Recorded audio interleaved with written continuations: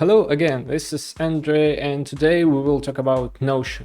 Notion is a big sandbox, and I can't make a review of Notion itself because it has so many use cases and so different people use the Notion in different ways, so I can't just list those features and so on. So I decided to show how I use Notion.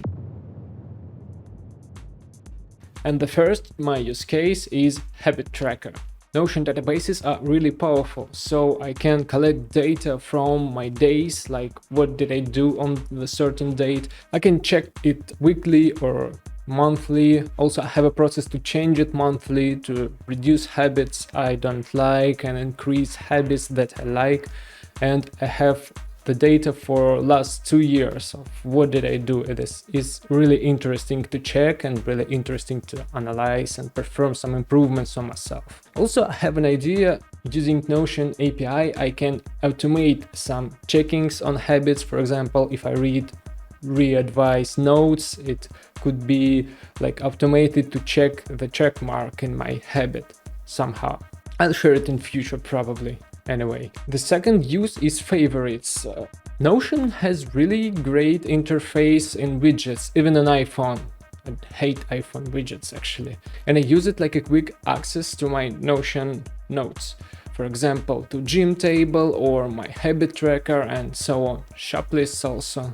And this sidebar in Notion is very useful for different things. I can, in my favorites, collect like my own interface with my own areas of focus, which I would like to have in the quick access. And this is my areas of focus. This is YouTube, this is my pet project to work along with my friends.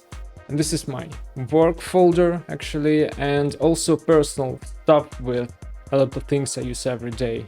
The third use case is content pipeline. I use it only for YouTube right now, but I also have plans to create some articles and manuals on things I like and things I know how to use. And the Kanban board in Notion is really powerful. I don't have to bring all things from start to end. I can write a lot of drafts. Only few will get the video itself. Only few I will edit and release.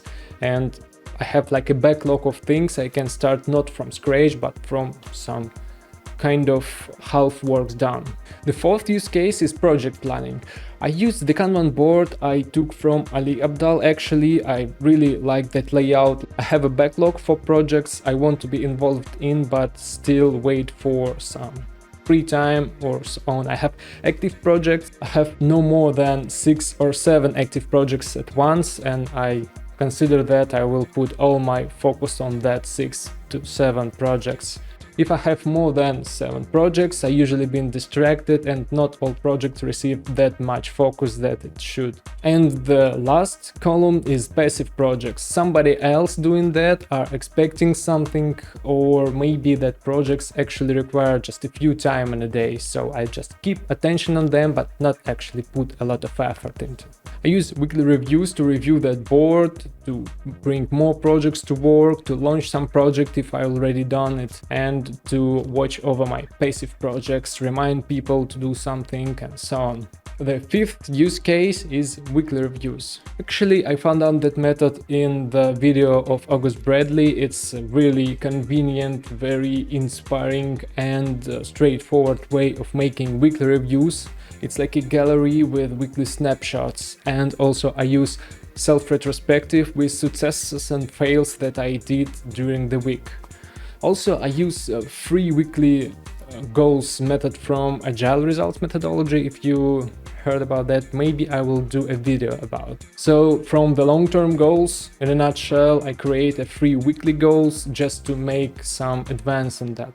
The sixth use case is ideas incubator. I found out that in Max Dorofeev's book, this approach I call a week, month, quarter approach. I have some ideas that I want to review weekly. These ideas relates to my current projects, or this ideas is easy to implement, or it's relevant to my life situation right now. If some idea stale too much time, I can move it to month incubator. In monthly incubator, I review it once in a month. It's more comprehensive review. I have more ideas here, and if it's not relevant right now, I can move it to quarter. And quarter vault of ideas, it's something like very stale ideas that I review only 4 times a year, and probably something from them could be deleted recently. The 7th use case is note-taking. Yeah, among all those features that Notion have, note-taking is a pretty good realized one. I used it before Google Keep, then OneNote, but after Notion released it offline mode for mobiles, I have no reason to use something aside Notion. I use quickly Notion creation from the widget.